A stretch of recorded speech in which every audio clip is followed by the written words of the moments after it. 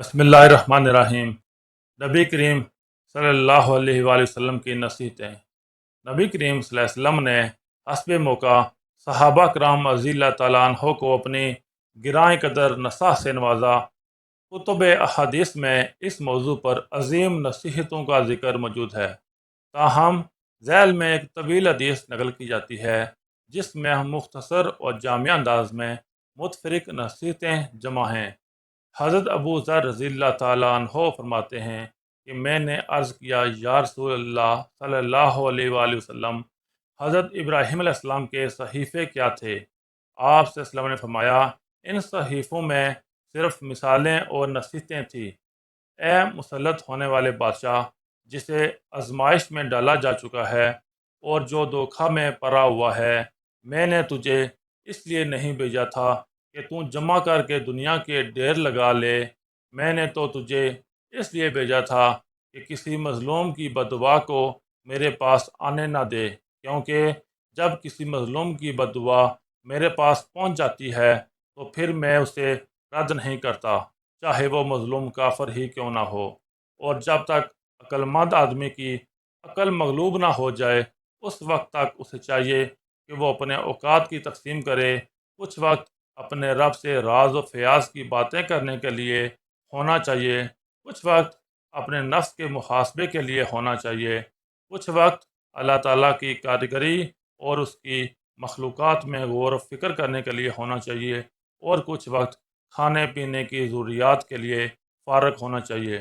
اور عقل مند کو چاہیے کہ صرف 3 کاموں کے لیے سفر کرے، یا تو آخرت کا توشہ بنانے کے لیے، یا اپنی معاش ٹھیک کرنے کے لیے، یا کسی حلال لذت اور راحت کو حاصل کرنے کے لیے۔ اور عقل مند کو چاہیے کہ وہ اپنے زمانے کے حالات پر نگاہ رکھے اور اپنی حالت کی طرف متوجہ رہے اور اپنی زبان کی حفاظت کرے، اور جو بھی اپنی گفتگو کا اپنے عمل سے محاسبہ کرے گا وہ کوئی بیکار بات نہیں کرے گا بلکہ صرف مقصد کی بات کرے گا۔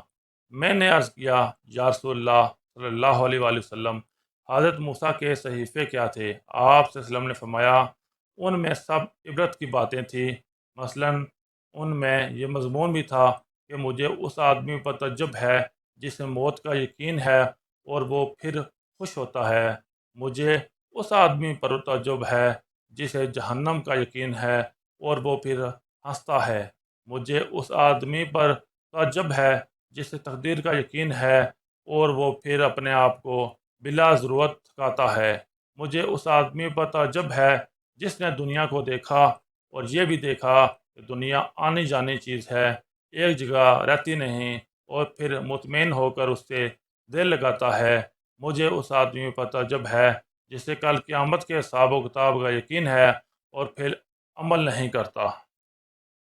صحابی کہتے ہیں، میں نے عرض کیا، یا رسول اللہ، مجھے کچھ وصیت فرما دیں۔ آپ صلی اللہ علیہ وسلم نے فرمایا، میں تمہیں اللہ سے ڈرنے کی وصیت کرتا ہوں، کیونکہ یہ تمام کاموں کی جڑ ہے۔ میں نے عرض کیا، یا رسول اللہ، کچھ اور فرما دیں۔ آپ صلی اللہ علیہ وسلم نے فرمایا، تلاوت قرآن اور اللہ کے ذکر کی پابندی کرو، کیونکہ یہ زمین پر تمہارے لیے نور ہے اور آسمان پر تمہارے لیے ذخیرہ ہے۔ میں نے عرض کیا، یا رسول اللہ، کچھ اور فرما دیں۔ آپ صلی اللہ علیہ وسلم نے فرمایا، زیادہ ہنسنے سے بچو، کیونکہ اس سے دل مردہ ہو جاتا ہے اور چہرے کا نور جاتا رہتا ہے۔ میں نے عرض کیا، یا رسول اللہ، کچھ اور فرما دیں۔ آپ صلی اللہ علیہ وسلم نے فرمایا، جہاد کو لازم پکڑ لو، کیونکہ یہی میری امت کی رہبانیت ہے۔ آپ صلی اللہ علیہ وسلم نے فرمایا، زیادہ دیر خاموش رہا کرو، کیونکہ اس سے شیطان دفع ہو جاتا ہے اور اس سے تمہیں دین کے کاموں میں مدد ملے گی۔ آپ صلی اللہ علیہ وسلم نے فرمایا، مسکینوں سے محبت رکھو اور ان کے ساتھ اٹھنا بیٹھنا رکھو۔ آپ صلی اللہ علیہ وسلم نے فرمایا، دنیاوی مال و دولت اور ساز و سامان میں ہمیشہ اپنے سے نیچے والے کو دیکھا کرو اور اوپر والے کو مت دیکھا کرو، کیونکہ اس طرح کرنے سے تم اللہ کی دی ہوئی نعمتوں کو حقیر نہیں سمجھو گے۔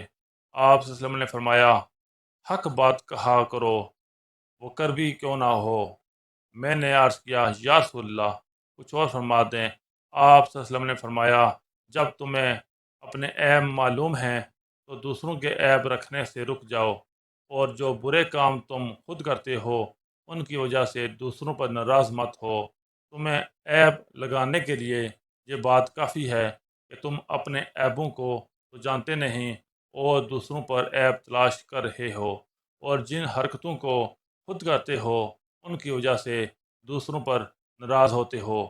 پھر حضور صلی اللہ علیہ وسلم نے میرے سینے پر ہاتھ مار کر فرمایا، اے ابو ذر، اس نے تدبیر کے برابر کوئی عقل مندی نہیں، اور ناجائز، متشبہ اور نامناسب کاموں سے رکنے کے لیے برابر کوئی تقوی نہیں، اور حسن اخلاق جیسی کوئی خاندانی شرافت نہیں۔